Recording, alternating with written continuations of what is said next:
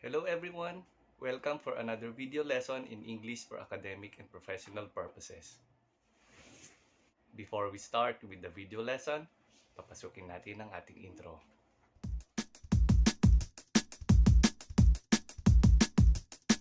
Sir Don's TV.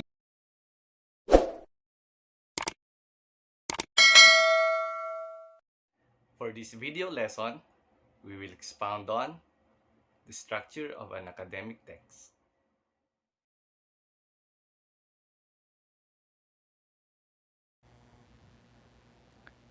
Natakam ba kayo sa meaty burger na yan?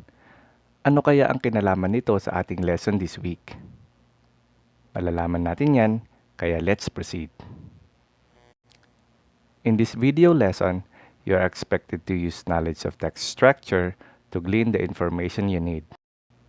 Specifically, this video lesson will help you to identify the common structures of an academic text and apply knowledge of text structure in gathering information through critical reading of academic text. Gear up yourselves with pen and activity notebook for note-taking. Okay, let us start your journey in learning more about structure of academic text.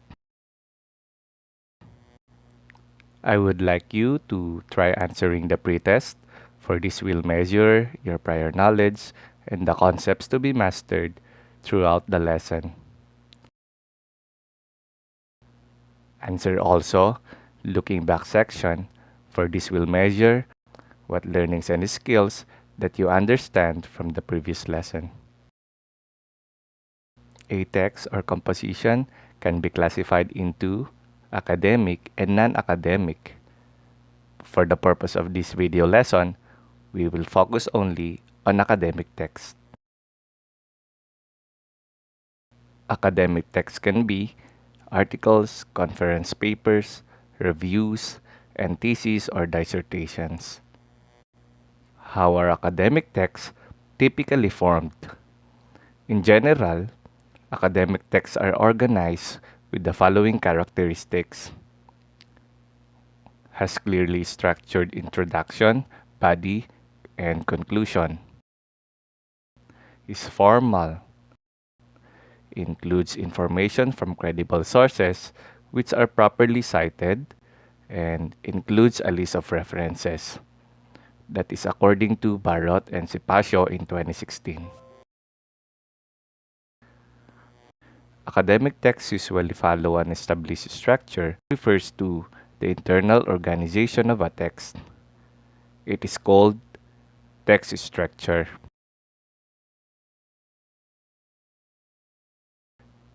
Text structure is one of the two categories of how a text can be organized.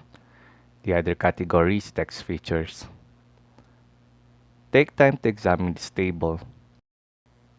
In text features, we have title, headings and subheadings, graphics like charts, pictures and maps, captions, table of contents, index, and glossary. While in text structures, we have type like argument, informational or narrative, introduction, conclusion, transition words and phrases, patterns of organization like description, sequence, problem and solution, cause and effect, compare and contrast, sentence, and paragraph. Text structures refer to the organizational patterns of a text. Generally, it is composed of text types, parts, transition words and phrases, patterns of organization, sentences, and paragraphs.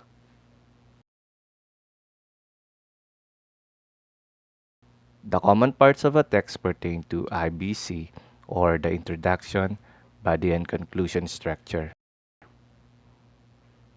Each part consists of subcomponents that could help readers identify the main ideas, whether stated or implied, and supporting details, using pattern of organization. It is illustrated as burger, where the upper band is the introduction, the patty represents the body, the lower band is the conclusion. Ito yung sagot kung bakit may burger sa introduction ng lesson. The meatier the burger is, the better content and academic text is produced. There are 5 common patterns of organization used in a text, which are as follows: description, order or sequence, comparison and contrast, cause and effect, and problem and solution. Some texts also use the argument in developing their ideas, which begins with a claim, followed by the reasons for the claim, then supported by the pieces of evidence. It can include a counterclaim or refutation, as stated by Gonzalez in 2014. Another component of a text structure is the use of transition words or phrases. These transition words or phrases are used to show relationships among ideas. They are found all throughout the text parts and patterns of organization. Transition words or phrases make the connecting of one idea to another idea or one part to another part of a text formal, clear, and organized. Take time to study the following transition words or phrases used for specific pattern of organization of ideas. You may pause the video if necessary for understanding the tables. For order or sequence, texts that follow this structure tell the order in which steps in a process or series of events occur. For transitions, we may use the following: next, first, last, second, another, then, additionally, next, finally, before, preceding, and others. For example, first, read the manual of the device. Second, turn on the device. Then, set the location, time, and date. First, second, and then are the transition words used. Next is for comparison and contrast. Texts that follow this structure tell about the differences and similarities of two or more objects, places, events, or ideas by grouping their traits for comparison. For transitions, we may use the following: however, unlike, like, by contrast, yet, in comparison, although, whereas, similar to, different from, as opposed to, instead of, and as well as. Like for this example, unlike quantitative research, qualitative research uses descriptive data. This example uses transition word unlike. For description, this structure resembles an outline. Each section opens with its main idea, then elaborates on it, sometimes dividing the elaboration into subsections. Transition words we may use are the following. For example, for instance, specifically, in particular, in addition, to illustrate, such as, most important, another. Example: Filipinos are very appreciative of arts such as plays, paintings, music, and literature. What is the transition word used? Correct. The transition word used is such as. Let's have cause and effect. In texts that follow this structure, the reader is told the result of an event or occurrence and the reason it happened. We may use transitions like consequently, therefore, as a result, thereby, leads to, because of, in order to, for these reasons, thus, if then, may be due to. For example, everyone followed health protocols. As a result, the pandemic was gradually eradicated. Hopefully ganito nga ne guys. Again, what is the transition word used in this example? You are right. The transition word used is as a result.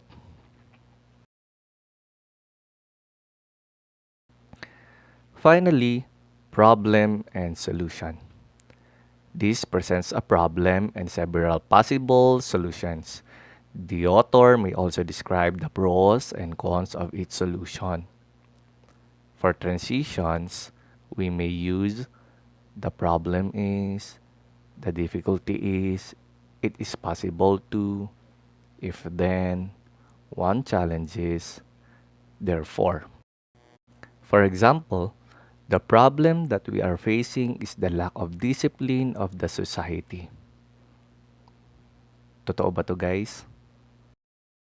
The transition phrase used is the problem that. The last components of text structures mentioned above are sentences and paragraphs. In writing effective sentences or paragraphs, a graphic organizer is a great help. A graphic organizer is a visual presentation with various shapes and connecting marks that is used to show the organization and relationship of ideas and parts in a text. It serves as the backbone in writing a formal and effective academic text. This video lesson tells us that using graphic organizers helps us identify the structures of an academic text and understand the whole text. Take time to study these charts. Pause the video if necessary to take notes. This shows the pattern of organization with graphic organizer. Great! You are now ready for our weekly task. You can perform the following activities. Take note that the task is in the Google form. The link of the weekly task is in the description of this uploaded video lesson. I-click nyo lang po yung arrow down sa right corner ng video. Yung arrow down doon, i-click nyo lang yon at lalabas yung description. Hanapin nyo po yung link ng ating weekly task.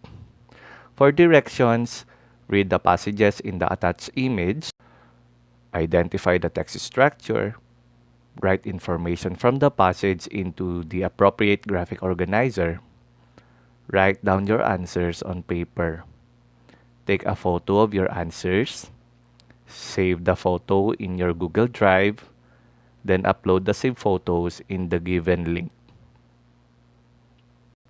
Great job! Like the video, subscribe, at i-hit ang notification bell button para maging updated sa ating EAPP course. Huwag rin kakalimutang i-comment sa ibaba ang inyong natutunan sa video lesson na ito kasama ng inyong pangalan at section. Salamat! Hanggang sa susunod na video lesson. Goodbye class.